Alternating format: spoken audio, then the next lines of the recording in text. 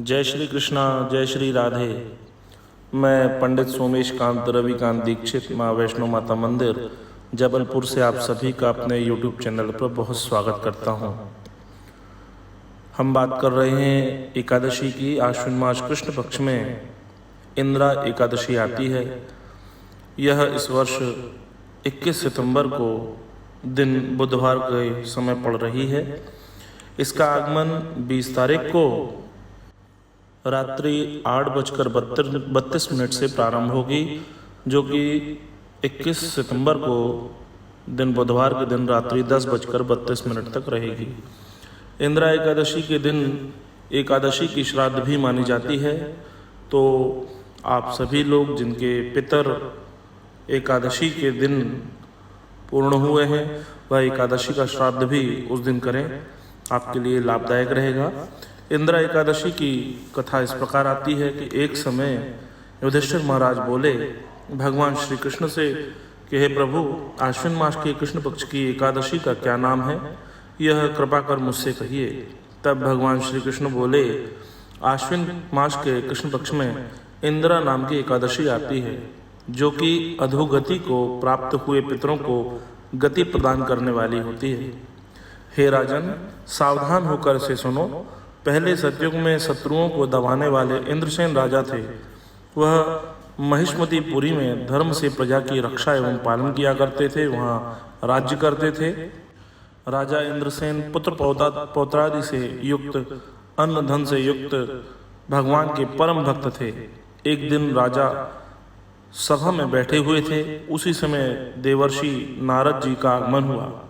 राजा ने उन्हें देखकर ही प्रणाम किया, साथ ही आसन पर बैठाया और राजन बोले कि हे मुनिवर, आपका किस काम के लिए यहाँ आगमन हुआ है। तब देवर्षि नारद ने कहा कि हे राजन, तुम प्रसन्न हो। नारद जी से इस प्रकार का वचन सुनकर राजन बोले कि हे मुनिश्रेष्ठ, आपकी कृपा से मेरे यहाँ सब कुछ कुशल मंगल चल रहा है। आपके दर्शन से मेरी सब यज्ञ की क्रियाएं भी सफल हो गई हैं। हे देवर्षि, आप अपने आने का कारण बताएं। यह सुनकर नारद मुनि बोले कि हे राजन, मैं ब्रह्मलोक में गया था। वहाँ से ब्रह्मा जी के दर्शन करने के पश्चात मैं यमलोक गया। यमराज ने भक्ति भाव से मेरा पूजन किया, मुझे सुंदर आसन पर बैठलवाया। धर्मात्मा सत्यवादी यमराज ने की मैंने बहुत प्रशंसा की। बहुत पुण्य करने वाले तुम्हारे पिता व्रत में विघ्न पड़ने के कारण यमराज की सभा में रहते हैं। हे राजन, उन्होंने यह संदेश आपके लिए भेजा है। उन्होंने कहा है कि पूर्व जन्म में किसी विघ्न के कारण मैं यमराज के निकट रहता हूँ।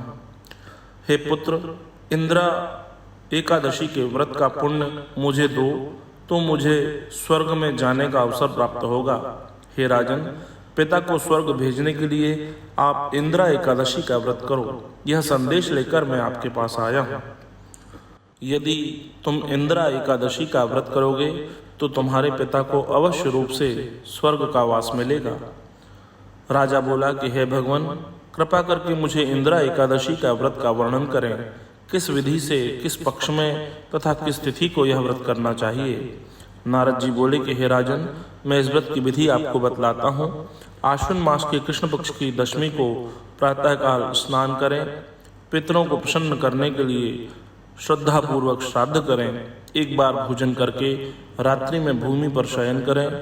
प्रातःकाल एकादशी के दिन सुबह सूर्योदय के पूर्व उठकर नित्य कर्म करने के बाद भक्ति भाव से उपवास के नियमों को धारण करते हुए उपवास रखें।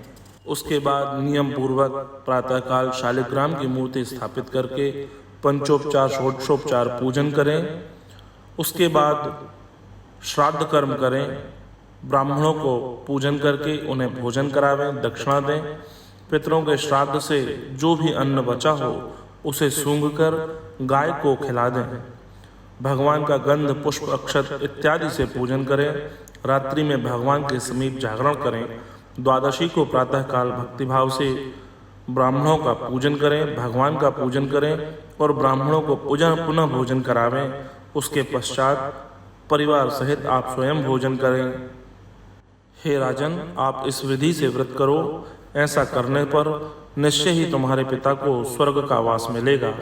हे राजन, इस प्रकार कहकर मुनि अंतर ध्यान हो गए। राजा ने विधि पूर्वक श्रेष्ठ व्रत को किया। उसके बाद उनके पिता गरुड़ों पर बैठकर बैकुंठ धाम को चले गए। इंद्रसेन राजा भी निष्कलंक होकर राजगद्दी पर अपने पुत्र को स्थापित करके स्वर्ग को चले गए। ये इंदिरा एकादशी के व्रत का महात्म है। मैंने तुमसे कहा, इसके पाठ करने और सुनने से मनुष्यों को सभी पाप छूट जाते हैं और श्लोक का सुख भोग कर अंत समय में बैकुंठ धाम को चले जाते हैं और श्री हरि विष्णु की कृपा बरसती है। इस प्रकार भगवान श्री कृष्ण ने युधिष्ठिर महाराज को आश्विन कृष्ण एकादशी की कथा का महत्व सुनाया। जय श्री कृष्णा, जय श्री राधे।